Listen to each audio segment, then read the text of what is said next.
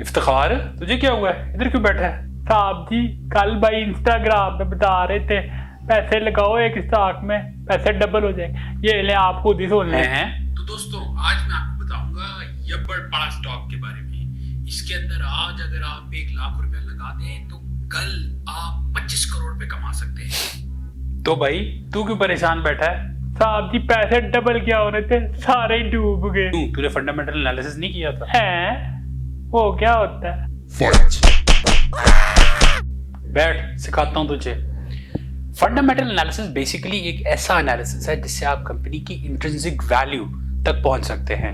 ये basically company की performance, उसकी सेल्स, उसकी रेवेन्यू, उसके एक्सपेंसेस और इन तमाम चीज़ों जो कि एक कंपनी की परफॉर्मेंस कहें उससे रेलेवेंट हो, वो देख के उसके बारे में बताती है क्या कंपनी अच्छी है या फिर गल्ला ही बढ़िया। स्टॉक मार्केट में बहुत सारी कंपनियां हैं, लेकिन ये कैसे पता चलेगा कि कोई कंपनी एवरेज है या चैंपियन? तो मैं आपको एक इंडिकेटर के थ्रू बता सकता हूँ, उसको कहते हैं ROE, रिटर्न ऑन इक्विटी।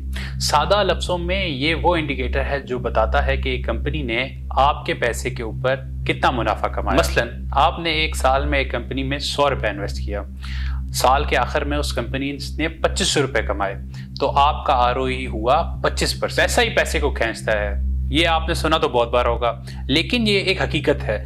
अगर कंपनी का ROE हाई है, इसका मतलब है कि कंपनी के पास कोई एक खास बात है। वो उसकी प्रोडक्शन हो सकती है, उसकी मैनेजमेंट हो सकती है, उसकी टेक्नोलॉजी हो सकती है, या फिर सस्ती प्रोडक्शन हो सकती है, जिससे वो आपके लगाए हुए पैसे को बढ़ा पा रहे हैं। जबकि लो ROE का मतलब ये है कि कंपनी या तो सुस्त है या फिर ये वो ऐसी किसी सेक्टर में है जहां पे पैसा बनाना थोड़ा मुश्किल है। और अगर पाकिस्तान की इन्फ्लेशन को देखें तो अगर किसी कंपनी का ROE 10% से कम है तो मतलब वो इन्फ्लेशन को बहुत मुश्किल से बीट कर पा रही है, और अगर इन्फ्लेशन कोई बीट नहीं कर पा रही तो आपको प्रॉफिट कहां से देगी। लेकिन एक बात का ख्याल रखें, कंपनीज अपना ROE आर्टिफिशियली बढ़ा सकती हैं। कैसे?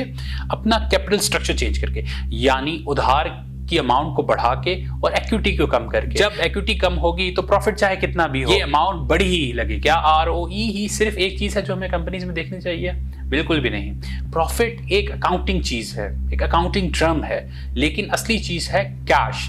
एक कंपनी के पास कितना कैश अवेलेबल है, जिसे हम फाइनेंस की टर्म्स में फ्री कैश फ्लो कहते हैं। सोचिए, एक कंपनी ने 100 रुपए का माल बेचा, 40 रुपए उसके अभी तक मार्केट में फंसे हैं अकाउंट रिसीवेबल में, 30 रुपए की उसने मशीन खरीद ली, बाकी कितने बचे?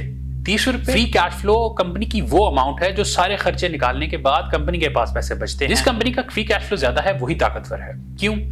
क्योंकि ऐसी दो चीजें हैं जिससे वो स्टॉक की प्राइस बढ़ सकती है। Number 1, dividends.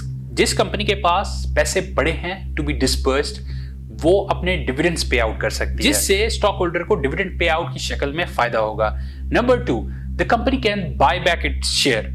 कंपनी अपना ही शेयर मार्केट से दोबारा खरीद सकती है, जो कि ऑब्वियसली प्राइस को बुलिश बनाता है। पाकिस्तान स्टॉक एक्सचेंज के अंदर काफी कंपनीज पॉजिटिव यानी प्रॉफिट में होती हैं, मगर उनका फ्री कैश फ्लो नेगेटिव होता है। इट मींस कि वो अपनी ऑपरेशनल कॉस्ट को कंट्रोल नहीं कर पा रहे और उनके पैसे ऑपरेशंस में लगे हुए हैं, मोस्ट प्रॉब्ली इन्वेंट्री के अंदर। अगर किसी कंपनी का प्रॉफिट पॉजिटिव है लेकिन उसके पास फ्री कैश फ्लो अवेलेबल नहीं, तो ये जरा होशियार होने का वक्त होता है। अब बात करते हैं उस इंडिकेटर की जिस पे पूरी मार्केट की नजर होती है, अर्निंग पर शेयर, EPS।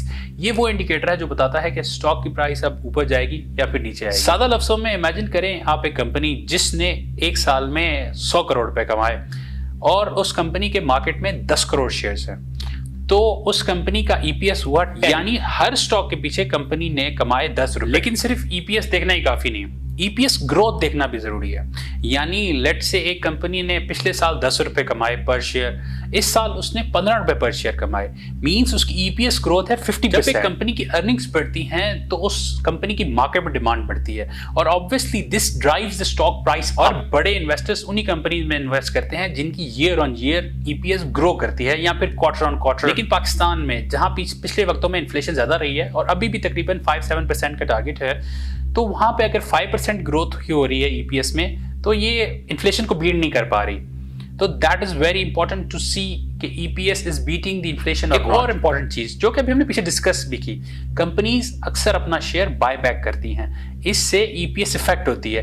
क्यों? क्योंकि मार्केट के अंदर फ्लोट होने वाले शेयर्स की तादाद कम हो जाती है। इसलिए हमेशा देखें कि कंपनी की सेल्स और नेट प्रॉफिट भी बढ़ रहा है या फिर सिर्फ ईपीएस ही बढ़ रहा है। अगर ऐसा है तो दाल में जरूर कुछ काला है। अब बात करते हैं one of the most interesting indicator की, जिसको कहते हैं प्राइस टू अर्निंग रेशियो। लोग अक्सर मुझसे कहते हैं कि एक स्टॉक जो कि 500 रुपए का है और दूसरा स्टॉक जो कि 50 रुपए का है, तो 50 वाला सस्ता हुआ ना, तो इसी में इन्वेस्ट करना चाहिए। स्टॉक की प्राइस का सस्ता होना या ना होना हमें सिर्फ प्राइस से नहीं पता चल सकता।